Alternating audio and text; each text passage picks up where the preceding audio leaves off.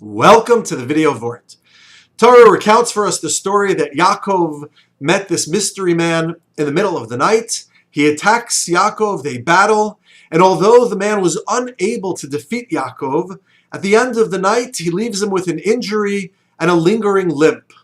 As a consequence of this, the Torah says that we refrain from eating the gid hanasha, which comes from the part of the body in an animal, which is commensurate with the part of the body that Yaakov was injured with. And all the Mefarshim wonder, what is the significance of the message of this story? The Sforno says that we refrain from eating the gid hanasha. We throw it away, or we give it away, or we don't eat it, as if to say we couldn't care less.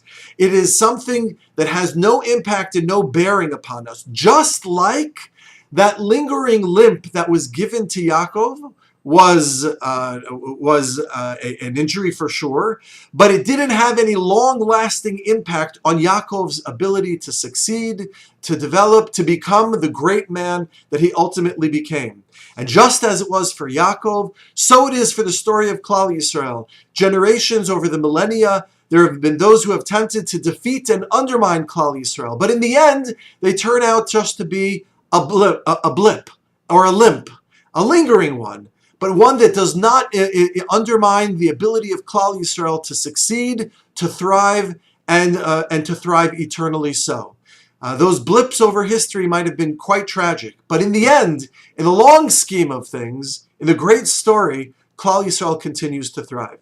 However, the Chizkuni suggests an entirely opposite approach. That is to say, we refrain from eating the gid hanasha not because we couldn't care less, not because we don't care, but rather because Bnei Yisrael, the children of Yaakov, quite literally, are being punished this is a critique and a punishment for letting their father go alone in the middle of that night. They abandoned him to the darkness of that night, and as a consequence, he was attacked and left with that lingering limp.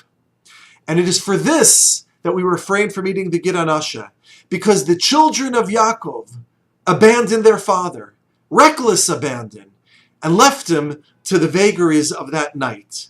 And those children were strong, those children were capable, those children could have done something different, but they chose not to. And so we refrain from eating the gid hanasha, not because we don't care, but because we didn't care about Yaakov. And we should have cared.